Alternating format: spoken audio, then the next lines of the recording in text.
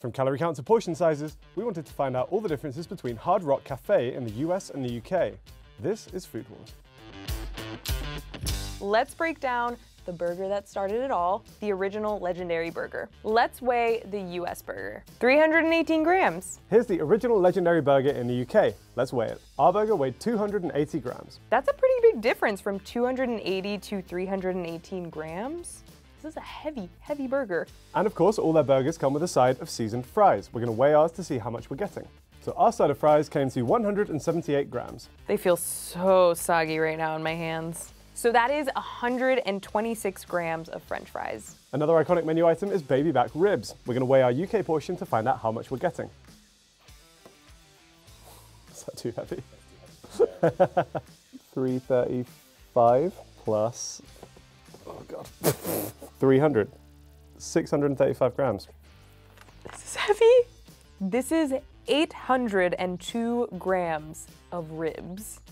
That sounds like too much ribs for one sit-down dinner. That's a lot of ribs. The cowboy ribeye is supposedly 16 ounces of beef. Let's see if that's actually true. This is 12.8 ounces of meat. Meat does shrink, so a little wiggle room is to be expected, but I feel like that's a pretty decent chunk. We booed. Everyone's booing. Everyone's booing me. So after being booed by everyone, I'll be more upset about losing out on some of this meat. It just looks like such a big portion that I'm like, it's fine.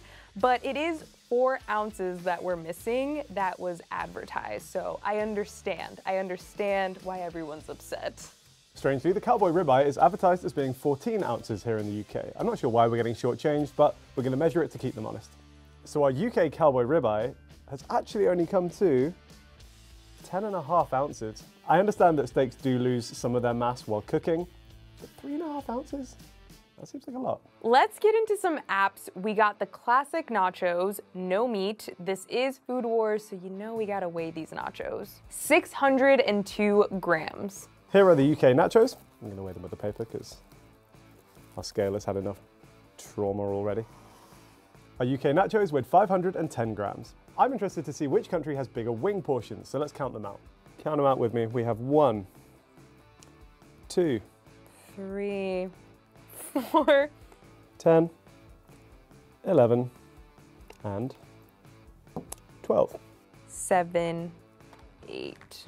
I'm gonna let them have this one. I'm gonna let them have this one because we've literally been destroying them in these portion sizes this entire time. So you know what? You deserve the extra amount of wings. Hard Rock Cafe is also known for its famous onion ring tower. Now on the menu they don't specify how many onion rings you get in a tower, however in a promotional photo I counted 8. So we're gonna count ours out now and see if that's true or if we get more or less than we were promised. I'm gonna try my hardest to beat Harry in the onion ring tower making. Somehow built this the wrong way around, so it's getting wider near the top. 6, 7. Oh God, no. I'm not doing that again. 8, 9, 10. Girls in STEM. So while my tower design failed horribly, we did get 11 onion rings in our onion ring tower as a side. What about dessert? Let's compare Hard Rock's apple cobbler in the US and the UK. It smells so good. I'm resisting every urge I have to bite into it right now. We've got 432 grams of apple cobbler. So the apple cobbler in the UK came to 376 grams. Here are all the menu items you'll find at a Hard Rock in the UK that you won't find in the US. Here's all the food that you'll find at Hard Rock Cafe in the US that you won't find in the UK. There are a couple of burgers you'll find in the US, but not in the UK, the turkey burger and the Impossible burger. I think Impossible beef isn't available in the UK yet. There's an ingredient in it called soy-like hemoglobin, which is approved in the US, but not in the UK. The Impossible burger.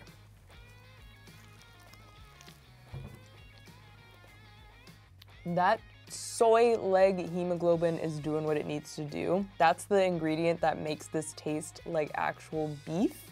And it's working. It's working for me. I can tell texture-wise in the back of my head this is not beef, but it's like doing enough where I don't really care. It tastes pretty good. There's also a small difference in the classic legendary burger in the two countries. The UK uses just regular cheddar cheese, while the US specifically uses Tillamook cheddar. Tillamook is a popular creamery based in Oregon. I'm not going to bite into everything here today because we are going to give some of this away. But if there's anything that catches my eye particularly, then I'll give it a try. We actually have quite a few exclusives in the UK, so I'll start at this end and work my way down. First off, we have cauliflower tacos. I think they are pretty much as the name suggests. It's a taco, which is I think is a flour tortilla, with some pieces of seasoned cauliflower in there, as well as some slaw, some sauce, and some jalapenos. Next up, we've got barbecue chicken. This one really just does what it says on the tin. It's just half of a chicken, which has been grilled and covered in barbecue sauce. It's almost unnerving how accurately they have halved this chicken. It's literally like they've just gone straight through the middle of it with like a laser beam and sliced the thing in two. The next exclusive menu item is fish and chips. You get this a lot. You might have a company which, branding-wise, seems like it's not from the UK, but when they launch in the UK, they feel compelled to have fish and chips on the menu. I will have to try this one. I can't let them off the hook if they've really butchered fish and chips. Although I will give them, again, some credit for the fact that this has been sitting around for a while and therefore has lost all of the crisp, which I think it once had. It's not too bad. I do think, had we eaten this hot and fresh, it would have been a bit crispier. You can definitely see some of the kind of like flakes of batter, which would have crisped up. Next up, we have the Moving Mountains burger. Now, we don't have the Impossible burger on the UK menu because as of right now, Impossible beef still cannot be sold in the UK. Moving Mountains is a company which does very similar things. It's making plant-based meat alternatives, including a beef burger which is approved for sale in the UK and is on offer here. I mean, visually, I gotta say, the Moving Mountains burger does look pretty good. It's got like a nice brown exterior. They've got the kind of like grainy, like meat fibers almost in the middle, and it definitely like looks a bit pink even. I'm quite impressed by that. That's really not bad. Obviously it doesn't have the exact beef taste that you're used to, but there's definitely like a meatiness to it. Every Hard Rock Cafe location also has a local burger, which is inspired by ingredients found in that area. So this is the London burger. On here you will find a beef patty with some layers of roast beef, a horseradish mayo, rocket, some tomato, and some lettuce. Now the London burger is loosely inspired by a British Sunday roast, specifically the roast beef. I do think I need to taste this to see if it's giving an accurate representation of British cuisine. They've been fairly generous with the roast beef slices, I have to say. Cheers. You definitely do get that like roast beef flavor from these pieces of beef. I think it could maybe have done with even more horseradish mayo, because the flavor of that is really lovely. It's pretty good. Whether it's an accurate representation of London and London cuisine, I'm gonna go with no. But is it a tasty burger? Kind of, yes. New York City doesn't have a region-specific burger, but they do offer a French dip on garlic bread. Joe made me aware that the French dip was not created in New York, but rather LA. But I can kind of see what they were going for because roast beef sandwiches in general are popular here. That includes French dips. And they might have chosen the garlic bread because New York City has so much Italian and Italian-American culture ingrained in it. I feel like I'm kind of reaching right now, but I'm just trying to make sense of it all. This is the garlic bread that they speak of. I think we need to have some words with Hard Rock Cafe. What is the sauce called? Bless you. Got her. Got both of them. I'm taking a dip. I'm taking a dip. You can do it. You can do it. This is the coldest au jus and the coldest French dip.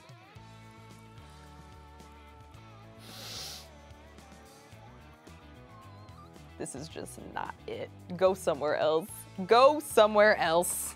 Hard Rock Cafe has also partnered with the greatest footballer of all time, Lionel Messi.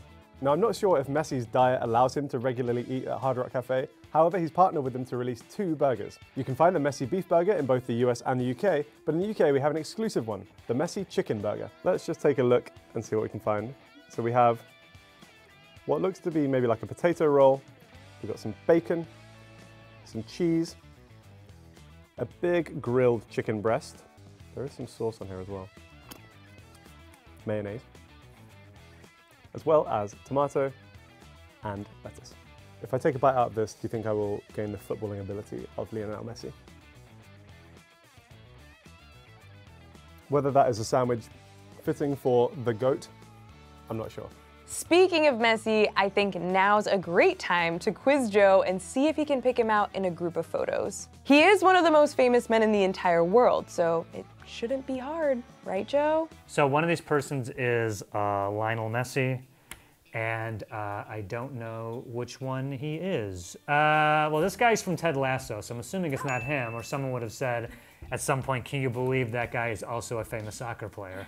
This looks like a person who works in a cafe, so I'm assuming that's not, you know, tough times for football players, apparently. I mean, this just looks like, I feel like I've seen this guy somewhere. I feel like this guy works at Insider. Who's this? This can't be him. This looks like a stock photo. And then this looks like a guy from like a background extra in The Matrix. So I'm gonna think that it's this guy. Oh, it's not? This guy? Yeah. This guy is this super famous football soccer player? So I think I was right. This is Shutterstock, though. That kind of looks like the singer from Owl City. Like Harry's favorite band. Hey, what do you want from me? None of this means anything to me. A legendary burger in the US contains 1,610 calories. Now, I don't know if they mean 1,610 calories with the fries or without, so just keep that in mind. According to the FDA, that is 81% of my daily recommended caloric intake. Here in the UK, the original legendary burger contains 1,375 calories, which according to FDA guidelines is around 69% of my daily recommended allowance. A lot of food items on the Hard Rock menu are actually super high in calories, including the baby back ribs, which clock in at 2,433 calories. Here in the UK, the baby back ribs contain around 1,796 calories, which makes the US version around 35% more calorific. More detailed nutritional info for Hard Rock Cafe doesn't seem to be available online, but I did notice this little tiny salt symbol that was next to a whole bunch of dishes. This indicates that the sodium content of that item is higher than the total daily recommended limit, which is 2,300 milligrams. There's something about a fudge brownie with vanilla ice cream that feels very American food chain. In the US, this dessert contains 1,122 calories. I think it's worth it though. This thing looks really good. In the UK, the fudge brownie with ice cream comes to 2,009 calories. What we have here is the takeaway version, which I personally do not think contains 2,000 calories. I think what they're referring to is the in-restaurant version, which is an enormous chocolate fudge sundae with loads of ice cream, sauces, and more. In front of me now, I have a starter of 12 chicken wings with buffalo sauce. I have the main, which is the legendary burger and fries, and I have dessert, which is an apple cobbler. Now, I would say this is a fairly standard dinner. I think it would be on the heavier side for a dinner, but if I was hungry, I could definitely polish off all 3 courses, no problem. However, if I ate all of this, I would be consuming 4,819 calories. I think those daily caloric intake values might be outdated and vary depending on the person. I'm not a nutritionist, I'm just a girl. In the US, an order of buffalo wings, a legendary burger, and a hot fudge brownie would cost around $52.97. Why in God's green earth is this burger $20? It looks good, just not $20 good. Hard Rock Cafe is a theme restaurant, and I feel like with a theme restaurant also comes pretty high prices. I think that's because they're kind of tourist trappy. They think people are willing to pay more because it's an experience and not just the food. In the UK, the same meal would cost you £43.85, which is $56.56. All of this food for £43 is kind of a lot of food, and as we've discussed, a lot of calories, but also I don't think I'm getting that much value for my money. I feel like even in London, I can find better value elsewhere, and I do think it's kind of being marketed as kind of like a tourist trap or maybe kind of a special occasion treat meal. Did you know that the first Hard Rock Cafe was actually opened in London? It was the Hyde Park branch, and it opened in 1971. It's pretty rare to come across a Hard Rock Cafe if you don't live in like a major city or tourist destination. I think because of that reason, they're not super popular here, even though they are popular in the sense that we know what it is. There are only 34 locations in the entire US, and 6 of those are in Florida. 18% of the Hard Rock Cafes in America are in Florida. But this is an international chain, so you can find Hard Rock cafes in over 50 countries, including Armenia, Nepal, Nigeria, and Poland. Hard Rock Cafe does have a very dedicated fan base. There's a community of collectors who will buy and swap commemorative merch from the different locations, including things like the pins and, of course, the iconic t-shirts and jumpers. Some superfans even celebrate Hard Rock milestones, like visiting your 25th location. I think I've got maybe 24 to go. Same. All we have to do is go to Florida and we can cross 6 more off our list. They sell normal American fare, which I can find anywhere, like at a Chili's or an Applebee's, chains that are much more available. The thing that makes Hard Rock Cafe special, though, isn't the food, it's the memorabilia. The first piece of memorabilia donated to Hard Rock Cafe was Eric Clapton's lead 2 Fender in 1979. Since then, they have amassed quite the collection, with 86,000 pieces worldwide. Supposedly, it is the largest private collection of music memorabilia in the entire world. These days, the memorabilia is still either donated to them or sometimes purchased through auctions. There are some pretty cool pieces out there, including Elvis Presley's 24-karat gold leaf piano, handwritten lyrics for John Lennon's Imagine, and of course, One Direction's iconic phone box, which they used in their album cover shoot. I am so jealous that Harry got to take a picture with the One Direction phone booth. I don't care if something good happened to you, it should have happened to me instead. I did manage to get a picture with one of Beyoncé's outfits from her Greenlight music video. It's not as iconic as the One Direction phone booth, but it's something. We have a quote here from one of the Hard Rock Cafe founders, which we think is quite interesting. It says, "The Hard Rock Cafe Mayfair's grace was becoming London's first classless restaurant at a time when a baker and a banker could not commune, live, shop, or dine together." I think they might be reaching a little bit here. I do think that London in the 70s was kind of in its punk era. I think social barriers were already being torn down. We'd already had the kind of hippie movement in the 60s. I don't think Hard Rock Cafe can really claim that they were the only ones to break down social barriers. And there is nothing more punk than the Hard Rock Cafe. Love to see a banker eating a Hard Rock Cafe. You know what you do? When you clock off your shift at JP Morgan and you go straight for a tower of onion rings.